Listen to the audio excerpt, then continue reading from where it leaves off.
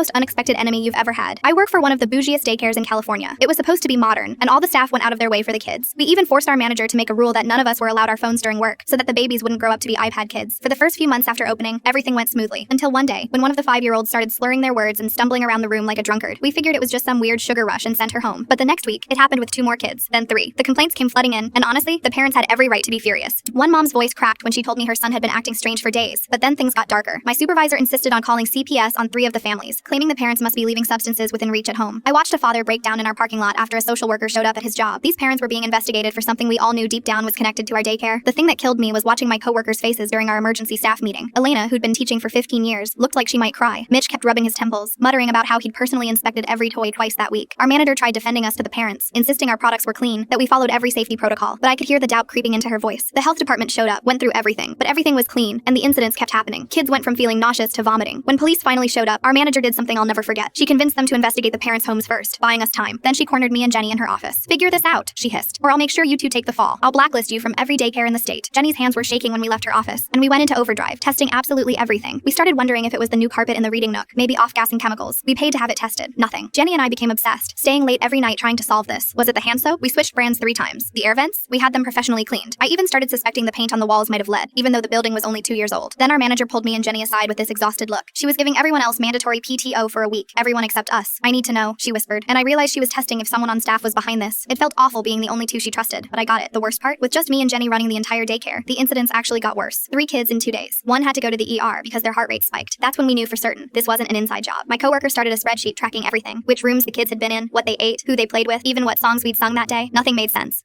The only consistent thing was that it happened in the afternoon, and the symptoms: dizziness, slurred speech, sometimes nausea. Parents were pulling kids out daily now. We went from 60 enrolled to 23 in 3 weeks. Then one night, Jenny and I were going through our tracking sheets for the 100th time, sitting on those tiny plastic chairs at 11 p.m. My eyes were burning from staring at lists when Jenny suddenly grabbed my arm. "Wait, look at this." She highlighted every incident. Every single one of them was in the art room that day. My heart started pounding. We practically sprinted down the hallway, flipping on lights. The paints looked normal. Markers, fine. Then I opened the Play-Doh cabinet. The containers looked exactly like always, bright colors, properly labeled. But when I opened the blue one, there was this faint chemical smell that made my nose tingle. It was wrong. My hands were shaking as I opened another container. Same smell. The next morning, we had the Play-Doh tested. Positive for traces of sedatives. Someone was spiking our Play-Doh. But here's what made me want to scream. I knew every person who worked here. I'd seen Tom spend his own money on better art supplies. I'd watched Maria come in on her day off when a kid was having separation anxiety. These weren't just good people. They were people who dedicated their lives to children. We were a day away from shutting down when one of our delivery drivers mentioned something weird. He'd seen someone from Happy Tots, the daycare across town, near our delivery entrance 3 times in the past month. Our security footage showed the same woman, always wearing a Happy Tots polo, always there right before our Play-Doh deliveries. The detective's face changed when we showed him. Turns out Happy Tots had been losing clients since we opened. The woman in the footage was their assistant director. When they arrested her, she said we deserved it. I was about to show her what she deserved too. Full story on channel, link below.